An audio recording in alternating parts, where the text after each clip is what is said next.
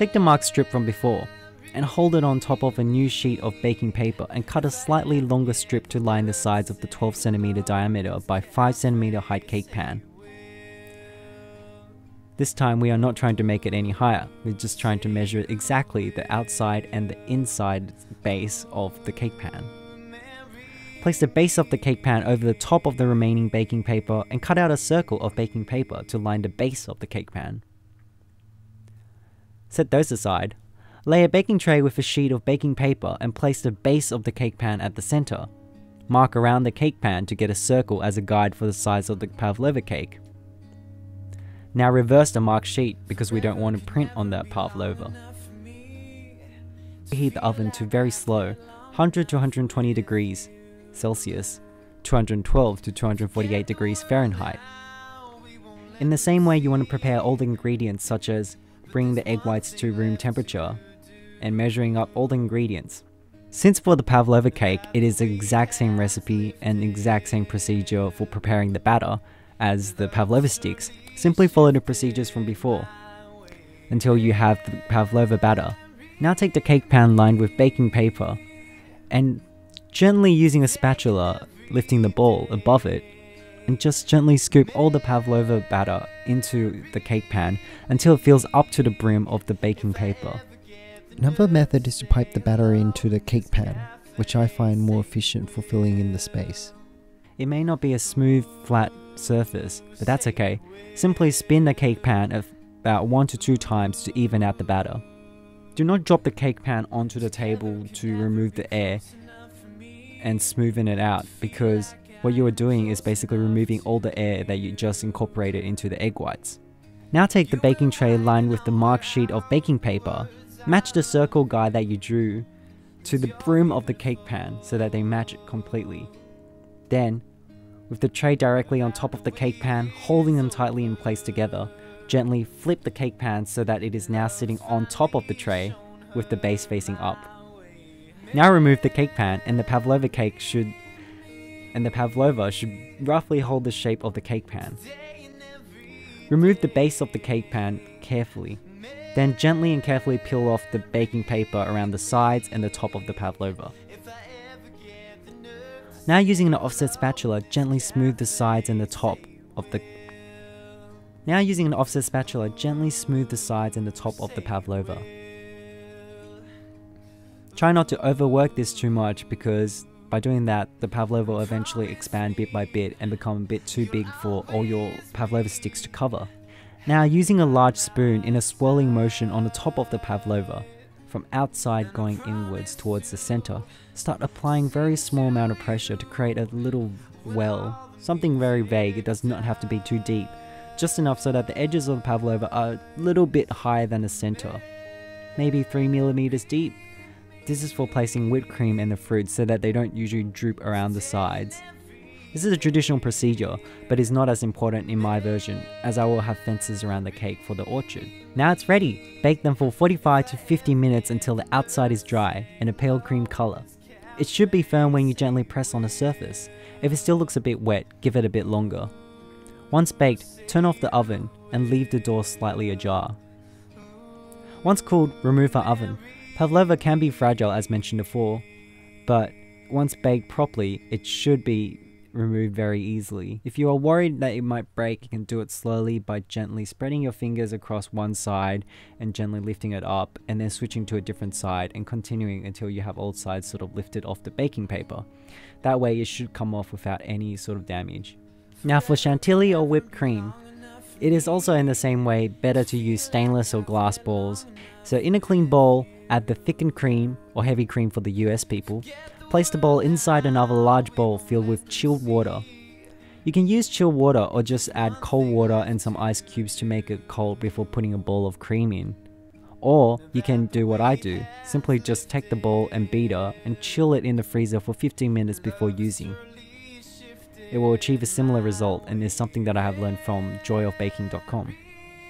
For chantilly cream, you might want to note that, unlike egg whites, the whipped cream actually needs to be very cold for it to whip to its full volume. So make sure you have cold cream, cold beaters, and a cold bowl. Here are the ingredients. For chantilly whipped cream, you will need 150 milliliters of thickened cream.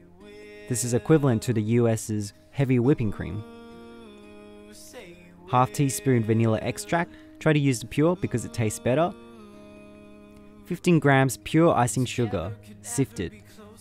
Do not mix up with icing mixture because that contains cornstarch and they are different. So since we are using icing sugar, it's actually quite different to when we beat meringue. Icing sugar dissolves much more easily than caster sugar, so what we can do is we can actually just add all the icing sugar and flavoring to the cream at once in the bowl and then begin to beat it. So beat at a medium speed to avoid flying cream landing all over the place. Then once you begin to see these light trails as you beat, you can increase the speed to high. Look for trails that stay visible for around 3 seconds before disappearing, then stop, as you have reached around the soft peak stage.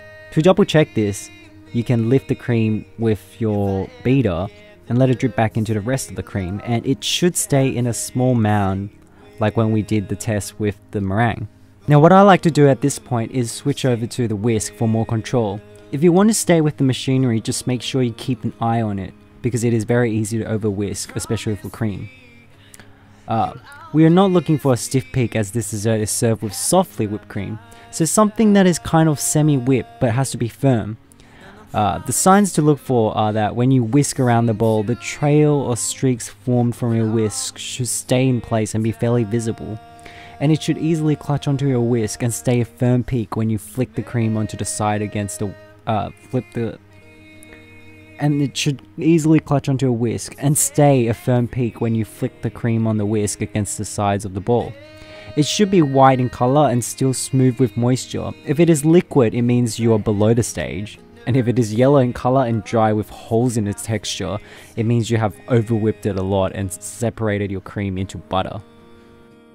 You can use this immediately, or if you don't plan on using it straight away, say you're saving it for tomorrow because you're serving it tomorrow when the guests arrive, you can simply transfer it to a clean airtight container and chill in the fridge. Remember to glad wrap it or it will dry out. Your softly whipped chantilly cream is now ready to be used. If you're whipping to cover a cake, then you may want to take it a little bit further though, so that the peak is firm and just barely curling at all. So as said before, try to make the time of decorating and garnishing as close as to the serving time as possible, because I'm sure none of the guests or whoever you're serving to wants to see a flat cake that has decomposed and gone flat and everything and just ugly. And the taste is just different as well. It will become a bit soggy because you've lost the crispiness of the outside with the soft marshmallowy inside. For garnish, the ingredients that you may use are 8 regular sized strawberries, whole ones, 8 regular undamaged canned peach, well drained, and 10 blueberries of uniform size. And if you like, you can drizzle with some sauce, such as strawberry coulis or any other fruit flavored coulis that you like. Firstly, place pavlova cake on a serving plate. Now using a small offset spatula, you can use big or medium ones too, and it doesn't necessarily have to be offset, but offset is usually easier when you're doing this kind of job going around the sides of the cake, and being smaller is also more effective for doing smaller jobs. Scoop a small dab of whipped cream and apply it to one area of the sides of the cake. Smudge it by moving your wrist in a motion from side to side as you go from top half of the side of the cake to the lower half. Then repeat until you cover around all the sides of the cake. Then, with your offset spatula on a 45 degrees angle against the surface of the sides of the cake, gently drag along it to remove excess cream and smooth the sides at the same time. This should leave you with a thin, smooth layer of cream, just enough to stick the sticks on without oozing out when you push the stick onto the cream. Pick the best looking sticks and begin to position them on the sides of the cake like a fence, pressing them upright onto the cream firmly to ensure that they stick on. Repeat and work your way around, fitting each pavlova stick right next to each other with as little gap as possible. Eventually you should have made a fence all the way around the sides of the cake, with some sticks to spare.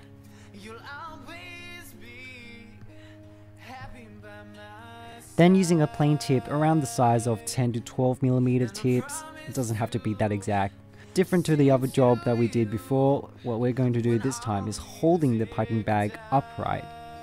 It's actually going to help you pipe it more easily. Starting from the middle point, starting by hovering the piping tip above the surface of the pavlova cake. Starting by hovering the piping tip at the center above the surface of the pavlova cake, and then just let the batter drop as you pipe. Then working your way around in a circular motion from center outwards until you have covered the entire area within the fences. You can add a second layer if you think that's not enough and you really like cream. If you find that it will be too sweet though, you can also decrease the amount of sugar when you make the cream next time. Personally, I think this is enough with one thin layer because the pavlova is quite sweet. Okay, now to decorate with the fruits.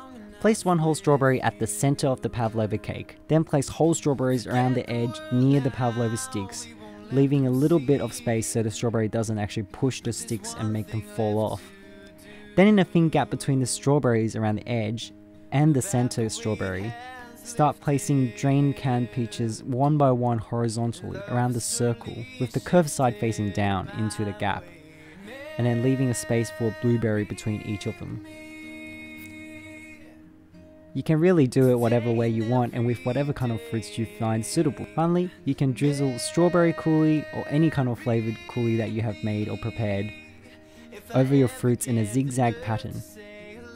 What you can do to drizzle is put them in a squidgy bottle, one of those sauce bottles with a little fine tip, or you could put it in a Ziploc bag, lock it, and then snip a small hole off one corner to use as an easy piping bag, or just use a spoon to dip it and then drizzle it. Keep in mind that you do not want to overdo the sauce because drizzling way too much will ruin the looks of the pavlova, will ruin the looks of the pavlova orchard and will look very ugly.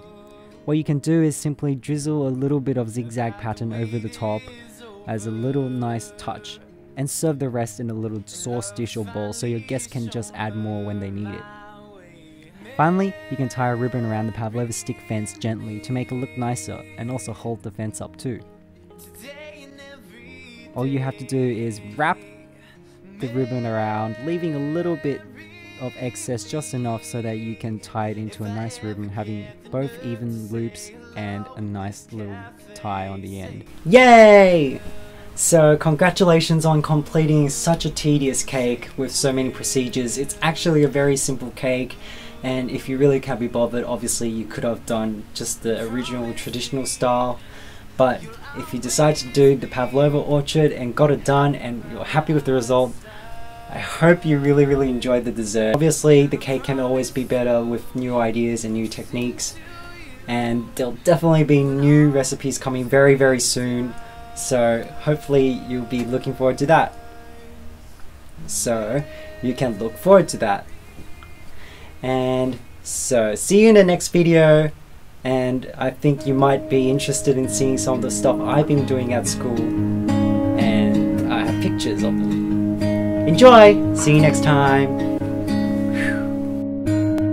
Forever could never be long enough for me to feel like I've had long enough with you. Forget the world now, we won't let them see. But there's one thing left to do. Now that the weight has lifted, love has surely shifted my way.